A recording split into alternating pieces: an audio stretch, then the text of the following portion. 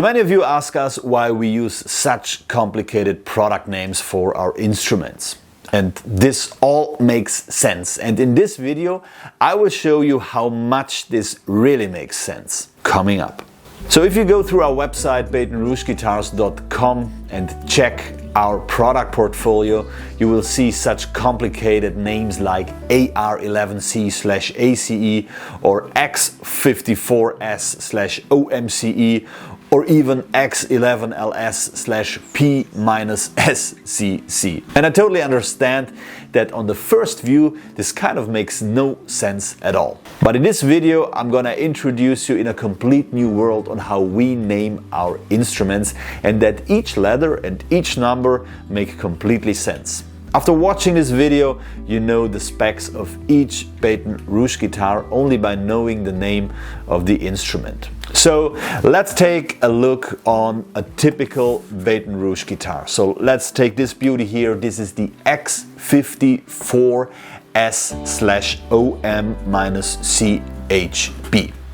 We can basically divide it into 6 to 7 different sections depending on the specs. So the first section is always 1 or 2 letters that indicate the instrument series referring to. So the X in this case stands for our 20s Reloaded series, AR for example stands for our Rouge series, and the T stands for our Rico series. Then the second section will always be a number, and that indicates which wood is used for back over here and for sides on our instruments. So we go from 1 to 8. Number 1 is always laminated mahogany, number 2 is laminated maple, number 3 is laminated okume or walnut, and number 4 is laminated pau ferro.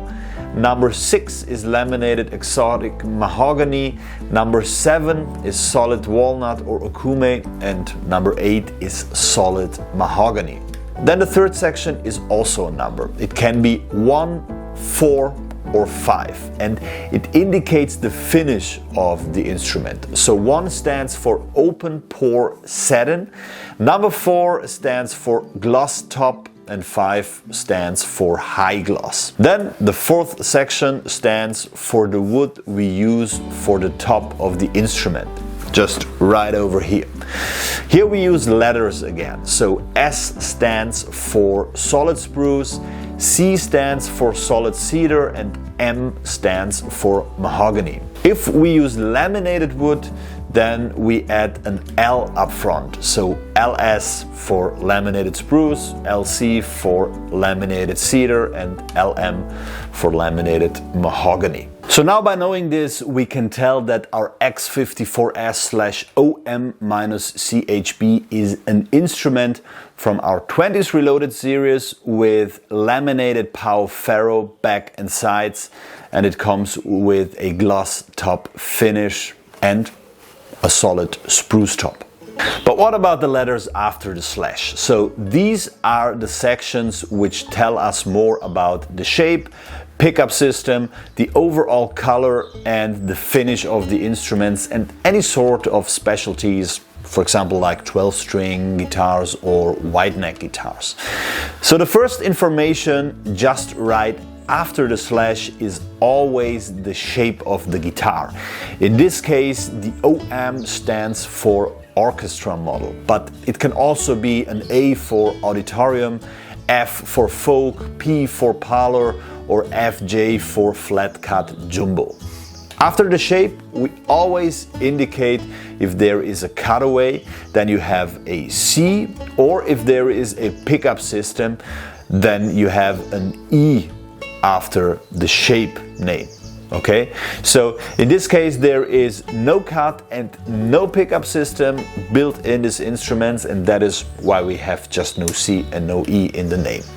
With the AR11C/ACE for example, there you find the ACE stands for, you know it, right? It stands for auditorium, cutaway, electronic.